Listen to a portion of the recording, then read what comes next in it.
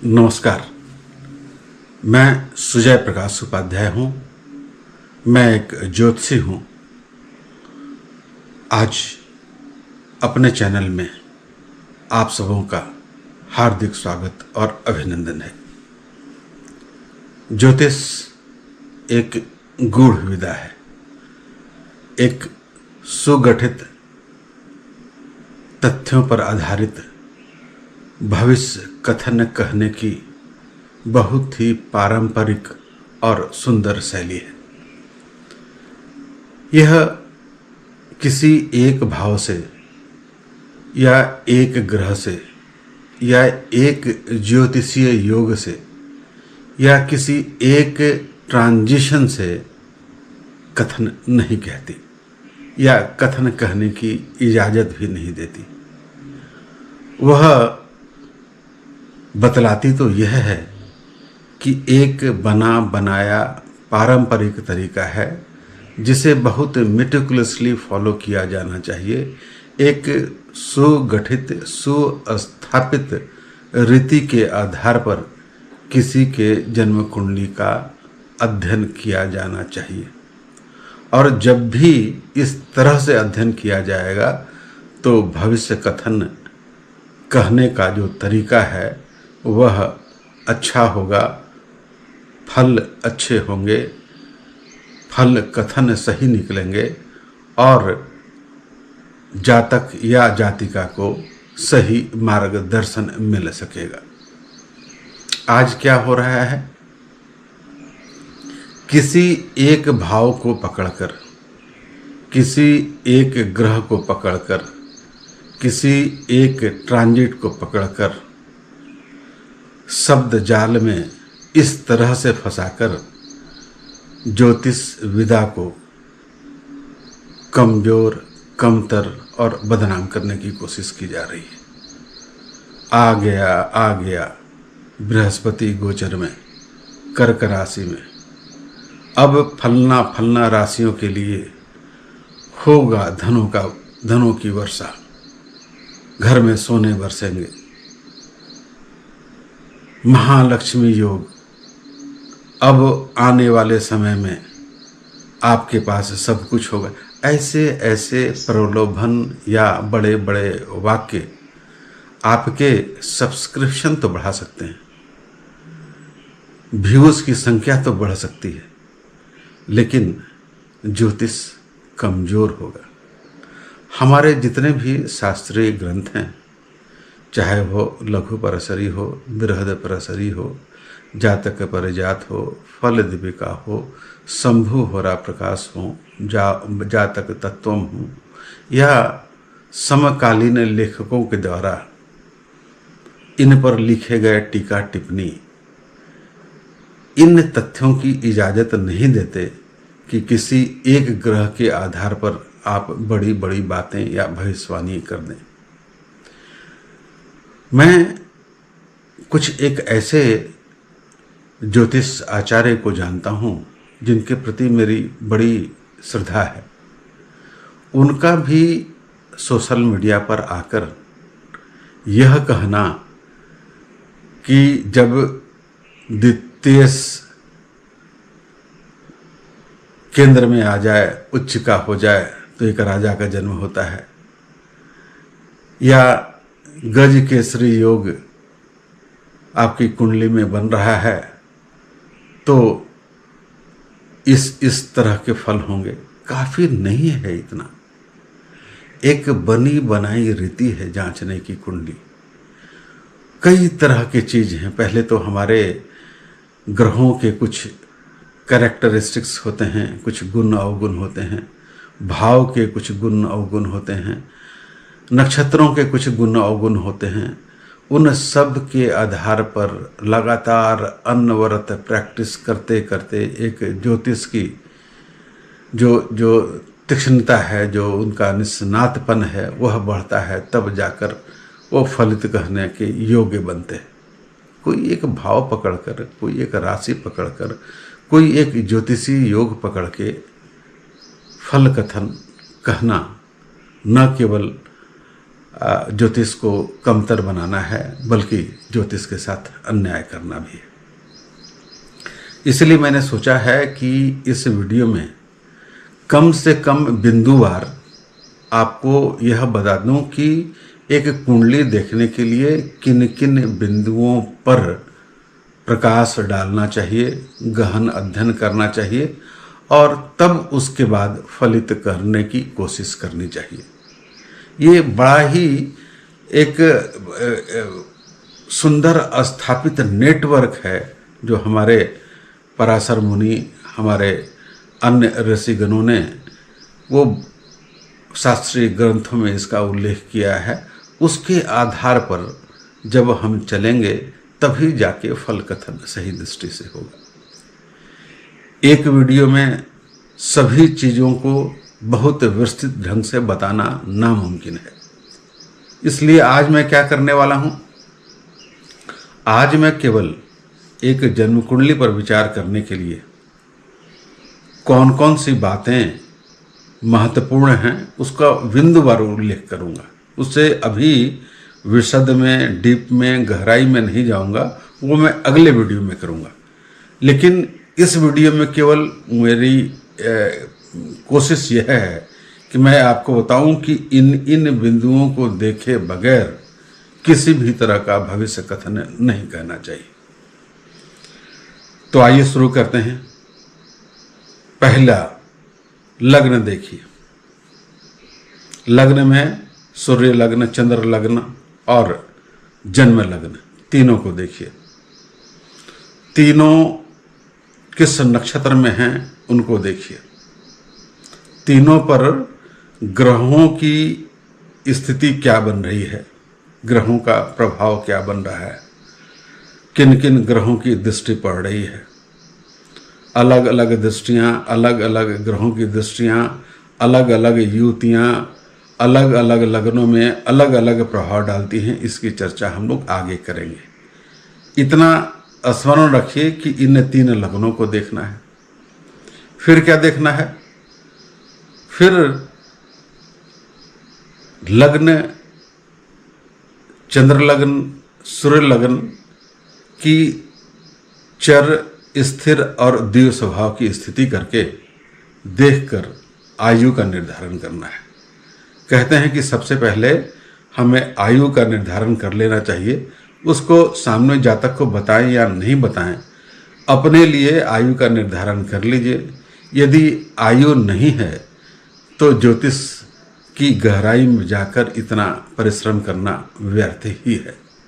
उसके बाद आप जन्म नक्षत्र को देखिए। जन्म नक्षत्र का मतलब जब चंद्रमा जिस नक्षत्र में हो वह आपका जन्म नक्षत्र होता है। लग्न जिस नक्षत्र में हो वह आपका लग्न नक्षत्र होता है। सूर्य जिस नक्षत्र में हो वह आपका सूर्य नक्षत्र होता है। हर नक्षत्र की अपनी अपनी विशेषताएं होती हैं। हर नक्षत्र का अपना अपना तत्व होता है। वह जल तत्व में है, अग्नि तत्व में है, वायु तत्व में है, आकाश तत्व में है। इन बातों को देखना ये बहुत इम्पॉर्टेंट बातें हैं, क्योंकि यह व्यक्तित्व का निर्धारण करने में बहुत अहम और अपरिमेय भूमिका निभाती है। जो तत्व अधिक मूल्यवान होगा, अधिक डोमिनेंट होगा, उसका प्रभाव जातक के व्यक्तित्व पे दिखेगा। आगे हम जिस वीडियो को बनाएंगे उसमें जल तत्व पे, वायु तत्व पे, अग्नि तत्व पे, आकाश तत्व पे चर्चा करूंगा कि इससे व्यक्तित्व निर्धारण में कैसे आसानी होती है। ये लग्न कुंडली को देखना और नक्षत्र को देखना, क्या इसका अभिप्राय है? इसका अभिप्राय यह है कि आप जातक या जातिका के क्षमता को देखते हैं, उसके पोटेंशियल को देखते हैं। वह इस धरा पर आया है, कितने पोटेंशियल के साथ आया है, कितनी क्षमता है उसकी, वह क्या क्या कर सकता है, उसके फील्ड क्या क्या हो सकते हैं। तो जन्म लग्न, जन्म नक्षत्र आदि का अध्ययन करने से हम उनके पोटेंशियल को, उनके क्षमता को जान पाते हैं। फिर क्या देखें, तब आके देखिए ज्योतिषीय योग। ज्योतिषीय योग दो तरह के होते हैं। एक तो नाभस और आकृति योग कहे जाते हैं। इस ग्रुप के जितने ज्योतिषीय योग होते हैं वह जातक या जातिका के कुंडली पर जीवन भर प्रभाव डालते हैं। जैसे पास योग, जैसे हमने आपको बताया था चाप योग, जैसे कुंडली योग, जैसे छत्र योग। ये सब जो योग हैं यह आकृति या नाभस आकृति योग हैं, इनका जीवन भर प्रभाव होता है।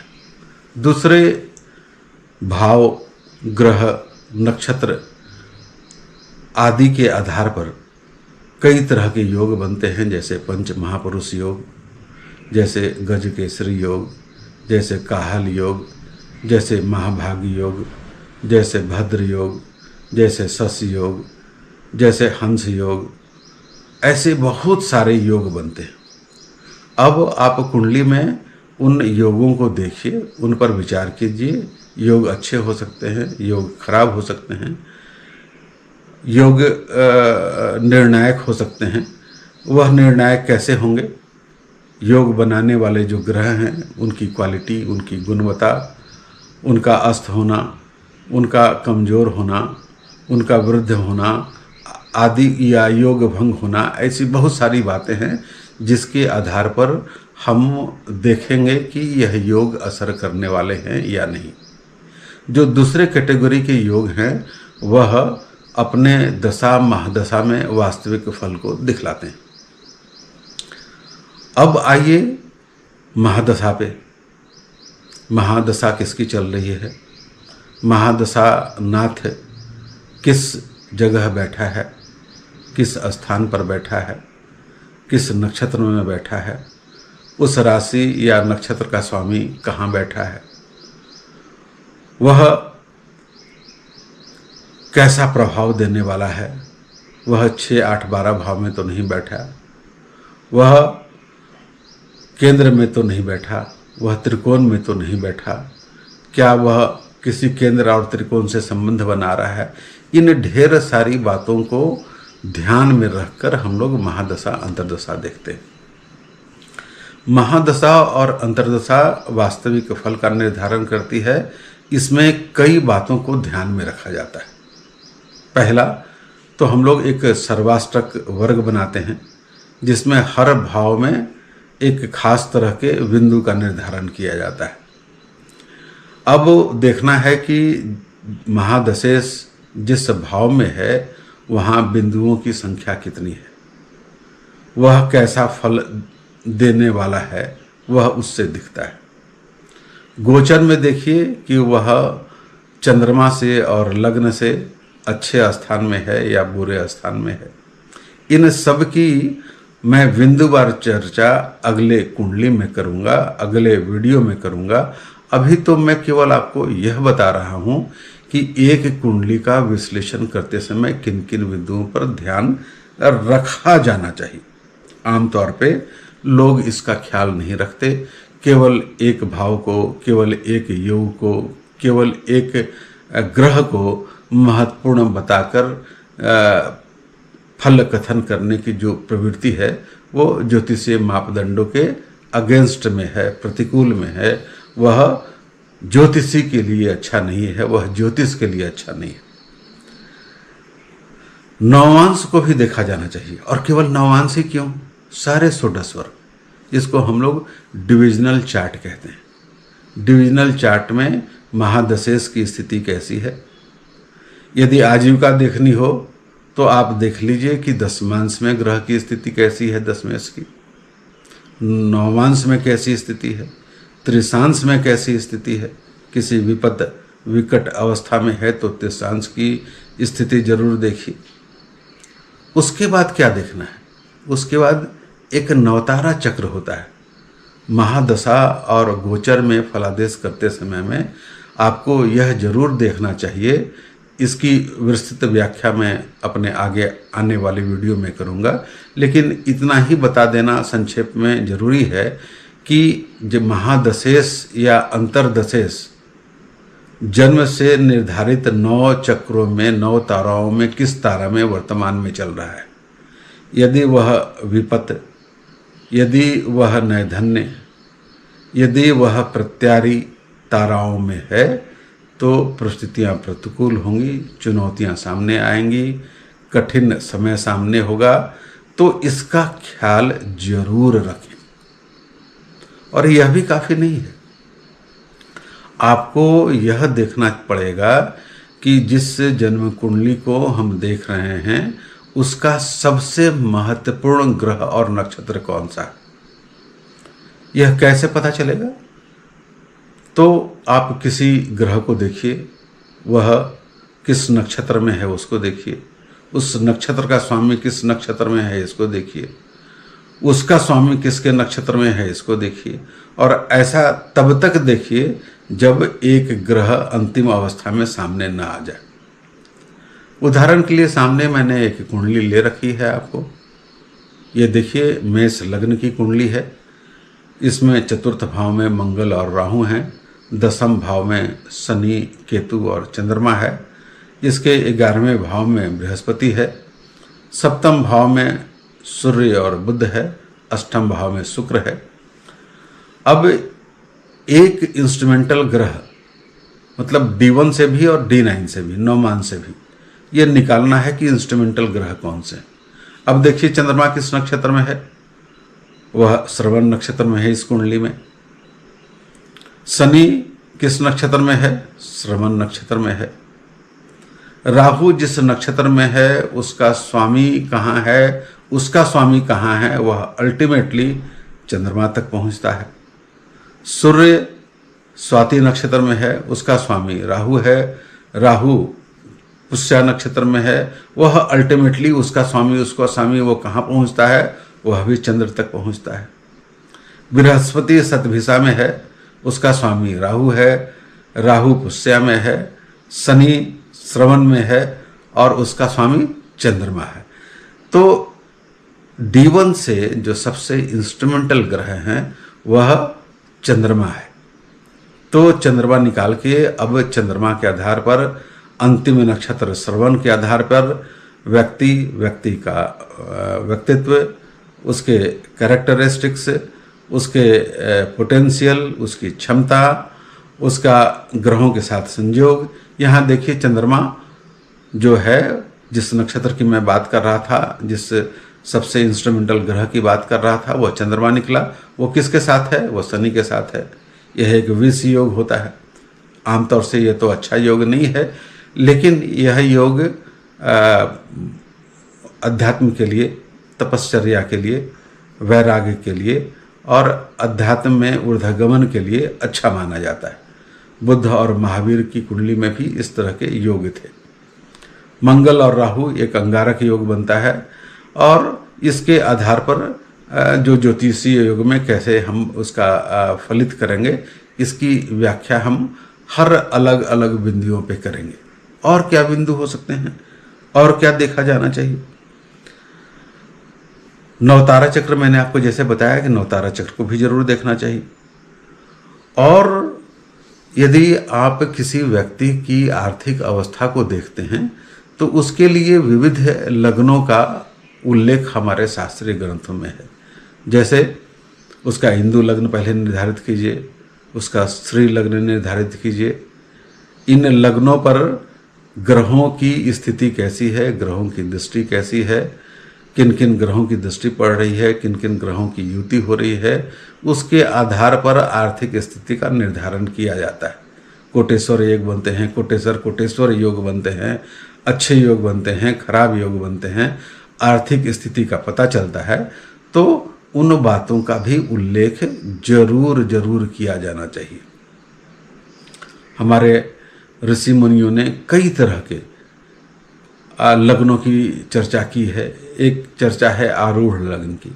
आरूढ़ लग्न का मतलब है कि आप व्यक्ति चाहे जैसे भी हों, समाज में आपका चेहरा क्या है, यदि यह पता करना हो तो हम आरूढ़ लग्न का सहारा लेते हैं। आज की कुंडली में, आज के वीडियो में मैंने बस इतना ही बताने की कोशिश की है कि हम किसी एक ग्रह के आधार पर नहीं, किसी एक ज्योतिषीय योग के आधार पर नहीं, किसी एक नक्षत्र के आधार पर नहीं, किसी एक ट्रांजिट के आधार पर नहीं, बल्कि सांगोपांग पूरा होलिस्टिक जन्म कुंडली का विवेचन करें, तब फलित करें। आगे आने वाली कुंडलियों में मैं लग्नों पर कैसे विचार किया जाता है, नक्षत्रों पर कैसे विचार किया जाता है, महादशा के क्रम में गोचर, नवतारा चक्र, अष्टक वर्ग का प्रयोग कैसे किया जाता है, सब बिंदुओं पे एक अलग अलग वीडियो बनाऊंगा। कोट चक्र क्या होता है, सर्वतोभद्र चक्र क्या होता है, यह एक बहुत महत्वपूर्ण पहलू है। जब व्यक्ति किसी बहुत परेशानी में पड़ा होता है या बहुत बीमार होता है या किसी युद्ध में पड़ा हुआ है, तो वह उन परिस्थितियों से बाहर निकलेगा या नहीं निकलेगा, इसके लिए कोट चक्र बनाने की रीति विधि बताई गई है। उसके आधार पे हम यह निकालने में सक्षम हो जाते हैं कि यह व्यक्ति इन परिस्थितियों में, इन विपदा में वह बाहर निकल पाएगा या नहीं निकल पाएगा। सर्वतोभद्र चक्र भी कुछ उसी तरह की चीज़ है, सुदर्शन चक्र भी कुछ उसी तरह की चीज़ है। तो आने वाले समय में मैं सभी बिंदुओं पर विशद रूप से एक एक करके वीडियो बनाकर एक होलिस्टिक होरोस्कोप एनालिसिस का स्वरूप आपके सामने रखूंगा। आज के लिए इतना ही। आपका नमन, आपको नमस्कार। आप मुस्कुराते रहिए, खुश रहिए, आबाद रहिए और मेरे वीडियो को लाइक करते रहिए। नमस्ते, नमस्कार।